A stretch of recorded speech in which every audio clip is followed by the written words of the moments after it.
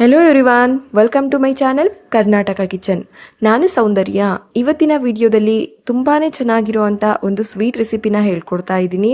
ಇದನ್ನಂತೂ ಮಾಡೋದು ಈಸಿಯಾಗಿ, ತಿನ್ನೋದಕ್ಕಂತೂ ತುಂಬಾ ಚೆನ್ನಾಗಿರುತ್ತೆ. ಹಾಗಿದ್ರೆ ಈ ಸ್ವೀಟ್ ರೆಸಿಪಿನ ಯಾವ ರೀತಿಯಾಗಿ ಮನೇಲೇ ಮಾಡ್ಕೊಳ್ಳೋದು ಲೇಯರ್ಫುಲ್ ಆಗಿ ಅಂತ ಹೇಳ್ಬಿಟ್ಟು ಇವತ್ತಿನ ವಿಡಿಯೋದಲ್ಲಿ ಕಂಪ್ಲೀಟಾಗಿ ಸ್ಟೆಪ್ ಬೈ ಸ್ಟೆಪ್ ನೋಡ್ತಾ ಹೋಗೋಣ. ಇದನ್ನು ಮಾಡೋದಕ್ಕೋಸ್ಕರ ಮೊದಲಿಗೆ ನಾವಿಲ್ಲಿ ಲೇಯರ್ಗೋಸ್ಕರ ಮಿಕ್ಸ್ಚರ್ ರೆಡಿ ಮಾಡ್ಕೊಳ್ಬೇಕಾಗುತ್ತೆ. ಅದಕ್ಕೋಸ್ಕರ ಇಲ್ಲಿ ಒಂದು ಮಿಕ್ಸಿಂಗ್ ಬೌಲ್ಗೆ 1 ಟೇಬಲ್ ಸ್ಪೂನ್ ಆಗುವಷ್ಟು ಅಡುಗೆಗೆ ಬಳಸುವಂಥ ಎಣ್ಣೆ, ಹಾಗೆ 1 ಟೇಬಲ್ ಸ್ಪೂನ್ ಆಗುವಷ್ಟು ಕಾರ್ನ್ಫ್ಲೋರು, ಇದೆರಡನ್ನೂ ಹಾಕ್ಕೊಂಡು ಗಂಟಿಲ್ದಿರೋ ರೀತಿಲಿ ಚೆನ್ನಾಗಿ ಒಂದ್ಸಲ ಮಿಕ್ಸ್ ಮಾಡಿಕೊಂಡು ಇಟ್ಕೋಬೇಕಾಗುತ್ತೆ. ಈ ರೀತಿ ಮಿಕ್ಸ್ಚರ್ ಮಾಡ್ಕೊಳ್ಳೋದ್ರಿಂದ ನಮಗೆ ಲೇಯರ್ಗೆ ಸ್ಪ್ರೆಡ್ ಮಾಡೋದಕ್ಕೆ ಈಸಿ ಆಗುತ್ತೆ, ಹಾಗೆ ಲೇಯರ್ ಕೂಡ ಚೆನ್ನಾಗಿ ಬರುತ್ತೆ. ನಂತರ ಇಲ್ಲಿ ಒಂದು ಮಿಕ್ಸಿಂಗ್ ಬೌಲ್ಗೆ 1 ಕಪ್ ಆಗುವಷ್ಟು ಮೈದಾನ ಹಾಕೊಳ್ತಾ ಇದ್ದೀನಿ. ನೀವು ಮೈದಾ ಜಾಗದಲ್ಲಿ ಗೋಧಿ ಹಿಟ್ಟು ಕೂಡ ಹಾಕ್ಕೊಳ್ಬೋದು. ಹಾಗೆ ಒಂದು ಚಿಟಿಕೆ ಆಗುವಷ್ಟು ಉಪ್ಪು, 1 ಟೀ ಸ್ಪೂನ್ ಅಷ್ಟು ಎಣ್ಣೆ, ಇದಿಷ್ಟು ಪದಾರ್ಥಗಳನ್ನ ಹಾಕ್ಕೊಂಡು ಒಂದ್ಸಲ ಚೆನ್ನಾಗಿ ಮಿಕ್ಸ್ ಮಾಡ್ಕೊಳ್ಳೋಣ ಡ್ರೈ ಆಗಿ. ನಂತರ ಇದಕ್ಕೆ ಸ್ವಲ್ಪನೇ ನೀರನ್ನು ಸೇರಿಸ್ಕೊಂಡು ನೀವು ಚಪಾತಿ ಹಿಟ್ಟನ್ನ ಅದಕ್ಕೆ ಕಲಸ್ಕೊಳ್ಬೇಕಾಗುತ್ತೆ. ನೋಡಿ, ಈ ರೀತಿಯಾಗಿ ಕಲಸ್ಕೊಂಡಿದ್ದಾದಮೇಲೆ ಮೇಲ್ಗಡೆ ಮತ್ತೆ ಸ್ವಲ್ಪ ಎಣ್ಣೆನ ಹಚ್ಕೊಂಡು ಇದನ್ನು ಒಂದು 5 ನಿಮಿಷ ನೆನೆಯಲಿಕ್ಕೆ ಇಟ್ಕೊಳ್ಳೋಣ. ಇದು ನೆನೆಯೋ ಟೈಮಿಂಗ್ಸಲ್ಲಿ ಇತ್ತ ಕಡೆ ನಾವು ಪಾಕನ ರೆಡಿ ಮಾಡ್ಕೊಳ್ಬೇಕಾಗುತ್ತೆ. ಹಾಗಾಗಿ ನಾನು ಮತ್ತೆ ಗ್ಯಾಸ್ ಮೇಲೆ ಪಾಕ ರೆಡಿ ಮಾಡ್ಕೊಳ್ಳೋದಕ್ಕೋಸ್ಕರ ಒಂದು ಪಾತ್ರೆನ ಇಟ್ಟಿದ್ದೀನಿ. ಇದಕ್ಕೆ ಅರ್ಧ ಕಪ್ ಆಗೋಷ್ಟು ಸಕ್ಕರೆನ ಹಾಕ್ಕೊಳ್ತಾ ಇದ್ದೀನಿ. ಹಾಗೆ ಅರ್ಧ ಕಪ್ ನೀರು ಹಾಕ್ಕೊಳ್ಬೇಕು. ಸಕ್ಕರೆ ಮತ್ತು ನೀರನ್ನ ಚೆನ್ನಾಗಿ ಕರಗಿಸ್ಕೊಂಡು ನಾವು ಪಾಕನ ರೆಡಿ ಮಾಡ್ಕೊಳ್ಬೇಕು. ಪಾಕ ಬಂದುಬಿಟ್ಟು ನಮಗೆ ಒಂದೆಳೆ ಪಾಕ ಬಂದರೆ ಸಾಕು, ಜಾಸ್ತಿ ಹೊತ್ತೇನು ಕಾಯಿಸೋದು ಬೇಡ, ಜಸ್ಟ್ ಒಂದೆಳೆ ಪಾಕ ಬಂದರೆ ಸಾಕು. ನೋಡಿ, ಇವಾಗ ಒಂದೆಳೆ ಪಾಕ ಬಂದಿದೆ ಅಲ್ವಾ, ಈ ಟೈಮಲ್ಲಿ ನಾವು ಇದನ್ನು ಗ್ಯಾಸ್ ಫ್ಲೇಮ್ನ ಆಫ್ ಮಾಡಿಬಿಟ್ಟು ಒಂದು ಪ್ಲೇಟ್ ಕ್ಲೋಸ್ ಮಾಡಿಬಿಟ್ಟು ಸ್ವಲ್ಪ ತಣ್ಣಕ್ಕಾಗಲಿಕ್ಕೆ ಇಟ್ಟೋಣ. ಈ ಟೈಮಿಂಗ್ಸಲ್ಲಿ ನಮಗೆ ಇಲ್ಲಿ ಹಿಟ್ಟು ಕೂಡ ನೆಂದಿರುತ್ತೆ. ಇವಾಗ ನಾವು ಮಿತ್ಕೊಂಡಿರೋಂಥ ಹಿಟ್ಟನ್ನು ಒಂದು 4-5 ಪಾರ್ಟಿಷನ್ ಆಗಿ ಮಾಡ್ಕೊಳ್ಳೋಣ. ಅಂದರೆ ನೀವು ಎಷ್ಟು ಹಿಟ್ಟು ತಗೊಂಡಿರ್ತೀರ ನೋಡಿಬಿಟ್ಟು ನೀವು ಮಾಡ್ಕೊಳ್ಳಿ. ನಾನು ತಗೊಂಡಿರೋಂಥ ಹಿಟ್ಟಲ್ಲಿ ನನಗೆ ಒಂದು 5 ಚಪಾತಿ ಆಗೋಷ್ಟಾಗಿದೆ. ಈ 5 ಚಪಾತಿನೂ ಸಪ್ರೇಟಾಗಿ ನಾವು ಲಟ್ಟಿಸ್ಕೊಳ್ಬೇಕಾಗುತ್ತೆ. ನಾರ್ಮಲಾಗಿ ಚಪಾತಿ ಮಾಡ್ಕೊಳ್ತೀವಲ್ಲ ಅದೇ ರೀತಿಯಾಗಿ ತಳವಾಗಿ ನಾವು ಲಟ್ಟಿಸ್ಕೊಳ್ಬೇಕು. ನೋಡಿ, ಇವಾಗ ಒಂದನ್ನು ಲಟ್ಟಿಸ್ಕೊಂಡು ತೋರಿಸ್ತಾ ಇದ್ದೀನಿ. ಜಾಸ್ತಿ ಹಿಟ್ಟನ್ನ ತಗೊಂಡಿತ್ತು ಅಂತ ಅಂದರೆ ನೀವು ಒಂದೆರಡು ಸೆಟ್ ಆಗೋ ರೀತಿಲಿ ಮಾಡ್ಕೊಳ್ಳಿ, 5 ಒಂದೊಂದು ಸೆಟ್ ರೀತಿಲಿ. ನೋಡಿ, ಈ ರೀತಿಯಾಗಿ ತಳವಾಗಿ ನಾವು ಚಪಾತಿನ ಲಟ್ಟಿಸ್ಕೊಳ್ಬೇಕಾಗುತ್ತೆ. ನಂತರ ಲೇಯರ್ಗಳನ್ನ ರೆಡಿ ಮಾಡ್ಕೊಳ್ಬೇಕು. ಎಲ್ಲ ಚಪಾತಿನೂ ಕೂಡ ಲಟ್ಟಿಸಿ ಇಟ್ಕೊಂಡಿರಬೇಕು. ನಂತರ ನೋಡಿ, ನೆಕ್ಸ್ಟ್ ನಾವಿಲ್ಲಿ ಲೇಯರ್ಗೆ ಅಂತ ಮಿಕ್ಸ್ಚರ್ ರೆಡಿ ಮಾಡಿರ್ತೀವಲ್ಲ, ಇದನ್ನು ಅಪ್ಲೈ ಮಾಡಿಕೊಂಡು ಎಲ್ಲ ಚಪಾತಿಗಳನ್ನೂ ಕೂಡ ಮೇಲ್ಗಡೆ ಹಾಕೊಳ್ತಾ ಬರಬೇಕಾಗುತ್ತೆ. ನೋಡಿ, ಇವಾಗ 1 ಬೈ 1 ಚಪಾತಿನ ಹಾಕೊಳ್ತಾ ಹೋಗಬೇಕು.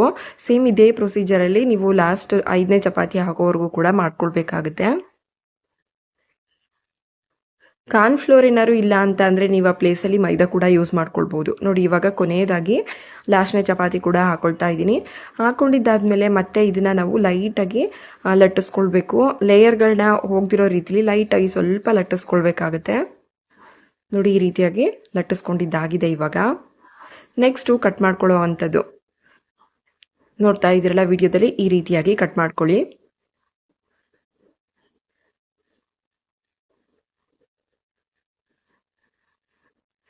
ಈ ರೀತಿಯಾಗಿ ಕಟ್ ಮಾಡ್ಕೊಂಡಿದ್ದಾದಮೇಲೆ ನಾನು ವಿಡಿಯೋದಲ್ಲಿ ತೋರಿಸ್ತಾ ಇರೋ ರೀತಿಲಿ ನೀವು ರೋಲ್ನ ಮಾಡ್ಕೊಳ್ಬೇಕಾಗುತ್ತೆ. ಈ ರೀತಿ ಮಾಡ್ಕೊಳ್ಳೋದ್ರಿಂದ ನಿಮಗೆ ಲೇಯರ್ ಅನ್ನೋದು ಕರೆಕ್ಟಾಗಿ ಚೆನ್ನಾಗಿ ಫಾರ್ಮ್ ಆಗುತ್ತೆ. ನೋಡಿ, ಈ ಲೇಯರ್ ನಮಗೆಲ್ಲೂ ಕ್ಲೋಸ್ ಆಗೋದಿಲ್ಲ. ಈ ರೀತಿ ಇಂಟರ್ಲಾಕ್ ಮಾಡಿಬಿಟ್ಟು ಎಲ್ಲದನ್ನು ಕೂಡ ಇದೇ ರೀತಿಯಾಗಿ ರೆಡಿ ಮಾಡಿಟ್ಕೊಳ್ಬೇಕು. ನೋಡ್ತಾ ಇದ್ರಲ್ಲ, ನೋಡೋದಕ್ಕೆ ಎಷ್ಟು ಕ್ಯೂಟಾಗಿ ಕಾಣ್ತಿದೆ ಅಂತ ಹೇಳ್ಬಿಟ್ಟು ಇದೇ ರೀತಿಯಾಗಿ ಎಲ್ಲದನ್ನು ಕೂಡ ಮಾಡ್ಕೊಳ್ಳಿ. ನಾನು 2ನೇದು ಕೂಡ ಮಾಡಿ ತೋರಿಸ್ತಾ ಇದ್ದೀನಿ ನಿಮಗೆ. ಜಸ್ಟ್ ಹಿಂದೆಗಡೆ ಈ ರೀತಿ ಪ್ರೆಸ್ ಮಾಡ್ಕೊಳ್ಳೋದಷ್ಟೇ, ಎಲ್ಲೂ ಬಿಚ್ಕೊಳೋದಿಲ್ಲ ಅದು. ಈ ರೀತಿ ಎಲ್ಲದನ್ನು ಕೂಡ ಮಾಡಿಟ್ಕೊಂಡಿದ್ದಾದಮೇಲೆ ಮತ್ತೆ ಒಂದೊಂದನ್ನೇ ನಾವು ಲಟ್ಟಿಸ್ಕೊಳ್ಬೇಕಾಗುತ್ತೆ. ಇವಾಗ ಲಟ್ಟಿಸುವಾಗಲೂ ಕೂಡ ಪ್ರೆಸ್ ಮಾಡಿ ಲಟ್ಟಿಸ್ಕೊಳ್ಬಾರ್ದು, ಜಸ್ಟ್ ಲೈಟಾಗಿ ನಾವು ಸ್ವಲ್ಪನೇ ಲಟ್ಟಿಸ್ಕೊಳ್ಬೇಕಾಗುತ್ತೆ. ಪ್ರೆಸ್ ಮಾಡಿ ಲಟ್ಟಿಸ್ಕೊಳ್ತು ಅಂತಂದರೆ ನಿಮಗೆ ಅದು ಲೇಯರ್ ಕ್ಲೋಸ್ ಆಗಿಬಿಡುತ್ತೆ. ಹಾಗಾಗಿ ನೋಡ್ತಾ ಇದ್ರಲ್ಲ ವಿಡಿಯೋದಲ್ಲಿ, ಈ ರೀತಿಯಾಗಿ ಲೇಯರ್ ನಮಗೆಲ್ಲೂ ಹೋಗಬಾರ್ದು. ಈ ರೀತಿ ನಿಧಾನವಾಗಿ ಲಟ್ಟಿಸ್ಕೊಳ್ಬೇಕಾಗುತ್ತೆ. ನಂತರ ಇದನ್ನ ಎಣ್ಣೆಯಲ್ಲಿ ಬೇಯಿಸ್ಕೊಳ್ಳೋ ಅಂಥದ್ದು. ಇದು ಮೇಯ್ನ್ ಪ್ರೊಸೀಜರ್ ಅಂತಲೇ ಹೇಳ್ಬೋದು. ನಿಮಗೆ ಒಂದು 15 ದಿನ ಇಟ್ಟು ತಿನ್ಬೋದು. ಕ್ರಿಸ್ಪಿ ಆಗಿರಬೇಕು ಅಂದರೆ ನೀವು ಈ ಪ್ರೊಸೀಜರ್ನ ಕಂಪ್ಲೀಟಾಗಿ ಫಾಲೋ ಮಾಡಬೇಕಾಗುತ್ತೆ. ಎಣ್ಣೆ ಅನ್ನೋದು ನಮಗೆ ಮೀಡಿಯಮ್ ಉರಿಲಿ ಕಮ್ಮಿ ಕಾಯ್ದಿರಬೇಕು. ಜಾಸ್ತಿ ಕಾಯ್ದಿರೋಂಥ ಎಣ್ಣೆಯಲ್ಲಿ ನೀವು ಒಂದೇ ಸಲ ಹಾಕಿ ಬೇಯಿಸ್ಕೊಬಿಟ್ರೆ ಮೇಲ್ಗಡೆ ಎಲ್ಲ ಚೆನ್ನಾಗಿ ಬೆಂದೋಗ್ಬಿಡುತ್ತೆ, ಒಳಗಡೆ ಬೆಂದಿರೋದಿಲ್ಲ. ಹಾಗಾಗಿ ನಿಧಾನವಾಗಿ ನೀವು ಬೇಯಿಸ್ಕೊಳ್ಬೇಕಾಗುತ್ತೆ. ಎಷ್ಟು ನಿಧಾನವಾಗಿ ಚೆನ್ನಾಗಿ ಬೇಯಿಸ್ಕೊಳ್ತೀವೋ ಅಷ್ಟು ಕ್ರಿಸ್ಪಿಯಾಗಿರುತ್ತೆ. ನೋಡ್ತಾ ಇದ್ದೀರಲ್ಲ, ನಾನು ಹಾಕಿರೋವಂಥ ಎಣ್ಣೆ ನಾನು ಮೀಡಿಯಮ್ ಉರಿಲಿ ಇಟ್ಬಿಟ್ಟು ಕಮ್ಮಿ ಕಾಯಿಸ್ಕೊಂಡಿರೋವಂಥ ಎಣ್ಣೆ. ನೋಡಿದ್ರೇ ಗೊತ್ತಾಗ್ತಿದೆ ಅಲ್ವಾ, ಎಲ್ಲೂ ಕೂಡ ಜೋರಾಗಿ ಬೇಯ್ತಿಲ್ಲ. ಹಾಗೆ ಮೀಡಿಯಮ್ ಉರಿಲಿಟ್ಟೆ ನಾವು ಕಲರ್ ಚೇಂಜ್ ಆಗೋವರೆಗೂ ಕೂಡ ಬೇಯಿಸ್ಕೊಳ್ಬೇಕು. ಹೈ ಫ್ಲೇಮಲ್ಲಿಟ್ಟು ಯಾವುದೇ ಕಾರಣಕ್ಕೂ ಬೇಯಿಸ್ಕೊಳ್ಬೇಡಿ. ಹೈ ಫ್ಲೇಮಲ್ಲಿಟ್ಟು ಬೇಯಿಸ್ಕೊಳ್ತು ಅಂತಂದರೆ ಮೇಲ್ಗಡೆ ಮಾತ್ರ ಬೇಯುತ್ತೆ, ಒಳಗಡೆ ಬೇಯೋದಿಲ್ಲ. ಹಾಗಾಗಿ ನೋಡಿ, ಈ ರೀತಿಯಾಗಿ ಟರ್ನ್ ಮಾಡಿಕೊಂಡು 2 ಸೈಡು ಕೂಡ ಚೆನ್ನಾಗಿ ನೀವು ಕಲರ್ ಚೇಂಜ್ ಆಗೋವರೆಗೂ ಕೂಡ ಬೇಯಿಸ್ಕೊಳ್ಬೇಕಾಗತ್ತೆ. ನೋಡ್ತಾ ಇದ್ದೀರಲ್ಲ, ಲೇಯರ್ ಎಣ್ಣೆಲಿ ಹಾಕಿದ ಮೇಲೂ ಕೂಡ ನಿಮಗೆ ಹೋಗಿಲ್ಲ. ನಾನು ತೋರಿಸಿರೋ ಅಂಥ ಪ್ರೊಸೀಜರಲ್ಲಿ ಮಾಡಿ ನಿಮಗೆ ಲೇಯರ್ ಫುಲ್ ಆಗಿರೋ ಅಂಥ ಈ ಪೇಸ್ಟ್ರಿ ಸ್ವೀಟ್ ರೆಸಿಪಿ ರೆಡಿ ಆಗಿಬಿಡುತ್ತೆ. ನೋಡಿ, ಈ ರೀತಿಯಾಗಿ ಎರಡೂ ಕಡೆ ಕೂಡ ನಮಗೆ ಚೆನ್ನಾಗಿ ಕಲರ್ ಚೇಂಜ್ ಆಗೋವರೆಗೂ ಕೂಡ ಮೀಡಿಯಮ್ ಉರಿಲಿ ಬೇಯಿಸ್ಕೊಂಡಿದ್ದಾದಮೇಲೆ ಇದನ್ನು ಎತ್ಕೊಳ್ಬೇಕಾಗುತ್ತೆ. ನೋಡ್ತಾ ಇದ್ದೀರಲ್ಲ, ಈ ಕಲರಿಗೆ ಟರ್ನ್ ಆದಮೇಲೆ ನಾವು ಎಣ್ಣೆಯಿಂದ ಎತ್ಕೊಳ್ಬೇಕು. ಇದು ಎತ್ಕೊಂಡಿದ್ದಾದಮೇಲೆ ನಾವು ಸಕ್ಕರೆ ಪಾಕದೊಳಗೆ ಹಾಕಬೇಕಾಗುತ್ತೆ. ಸಕ್ಕರೆ ಪಾಕ ಫಸ್ಟೇ ಮಾಡಿಟ್ಟಿರೋದ್ರಿಂದ ಅದು ಸ್ವಲ್ಪ ಉಗುರು ಬೆಚ್ಚಗಾಗಿರುತ್ತೆ. ಈ ಸ್ವೀಟ್ನ ನೀವು ಎಣ್ಣೆಯಿಂದ ಎತ್ತಿದ ಮೇಲೆ ಡೈರೆಕ್ಟ್ ನೀವು ಪಾಕದೊಳಗೆ ಹಾಕ್ಕೊಳ್ಬೋದು. 1 by 1 ಹಾಕ್ಕೊಳ್ತಾ ಒಂದು ಸೈಡು ಒಂದು 30 ಸೆಕೆಂಡು, ಇನ್ನೊಂದು ಸೈಡು ಒಂದು 30 ಸೆಕೆಂಡು ನೀವು ಆ ಪಾಕನ ಚೆನ್ನಾಗಿ ಹಿಡಿಬೇಕು. ಅಲ್ಲಿವರೆಗೂ ಕೂಡ ಈ ರೀತಿ ಡಿಪ್ ಮಾಡ್ಕೊಳ್ಳಿ.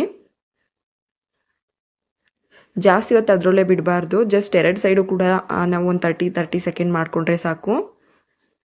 ನಂತರ ಪಾಕದೊಳಗಿಂದ ಎತ್ಕೊಂಡು ಒಂದು ಪ್ಲೇಟಿಗೆ ಇಟ್ಕೊಳ್ಳಿ. ಕಂಪ್ಲೀಟಾಗಿ ಆ ಪಾಕ ಎಲ್ಲ ಇಳಿದಿದ್ದಾದಮೇಲೆ ಆಮೇಲೆ ತಣ್ಣಕ್ಕಾದಮೇಲೆ ನೀವು ಒಂದು ಏರ್ ಟೈಟ್ ಕಂಟೈನರ್ಗೆ ಹಾಕಿಟ್ಕೊಂಡ್ರೆ ಒಂದು 15 ದಿನ ಸ್ಟೋರ್ ಮಾಡ್ಕೊಳ್ಬೋದು. ಕ್ರಿಸ್ಪಿನೆಸ್ ಹಾಗೇ ಇರುತ್ತೆ. ನೀವೇನಾದರೂ ಬೇಯಿಸುವಾಗ ಹೈ ಫ್ಲೇಮಲ್ಲಿ ಇಟ್ಟು ಬೇಯಿಸ್ಕೊಳ್ತು ಅಂತ ಅಂದರೆ ಮಾತ್ರ ಆ ಕ್ರಿಸ್ಪಿನೆಸ್ ನಿಮಗೆ ಇರೋದಿಲ್ಲ. ನೋಡಿ, ಇದೇ ರೀತಿಯಾಗಿ ಎಲ್ಲದನ್ನು ಕೂಡ ಪಾಕದಿಂದ ಎತ್ತಿ ಇಟ್ಕೊಂಡ್ರೆ ಆಯಿತು. ನೋಡಿದ್ರಲ್ಲ ಎಷ್ಟು ಈಸಿಯಾಗಿ ಹಾಗೆ ಟೇಸ್ಟಿಯಾಗಿ ಮಾಡ್ಕೊಳ್ಬೋದು ಅಂತ ಹೇಳ್ಬಿಟ್ಟು. ಈ ಡ್ಯಾನಿಷ್ ಪೇಸ್ಟ್ರಿ ಅಂತೂ ತುಂಬಾ ಚೆನ್ನಾಗಿರುತ್ತೆ. ಮಕ್ಕಳಿಗೆ ಈ ರೀತಿ ಮಾಡ್ಕೊಳ್ಳಿ. ಮೈದಾ ಬದಲಿಗೆ ನೀವು ಗೋಧಿ ಹಿಟ್ಟನ್ನು ಕೂಡ ಯೂಸ್ ಮಾಡ್ಕೊಳ್ಬೋದು. ತುಂಬಾ ಕ್ರಿಸ್ಪಿಯಾಗಿ ಗರ್ಗರಿಯಾಗಿ ಬರುತ್ತೆ. ಈ ವಿಧಾನದಲ್ಲಿ ಒಂದ್ಸಲ ಟ್ರೈ ಮಾಡಿ. ಈ ವಿಡಿಯೋ ಇಷ್ಟ ಆದರೆ ಲೈಕ್, ಶೇರ್, ಕಮೆಂಟ್ ಮಾಡಿ. Thank you for watching.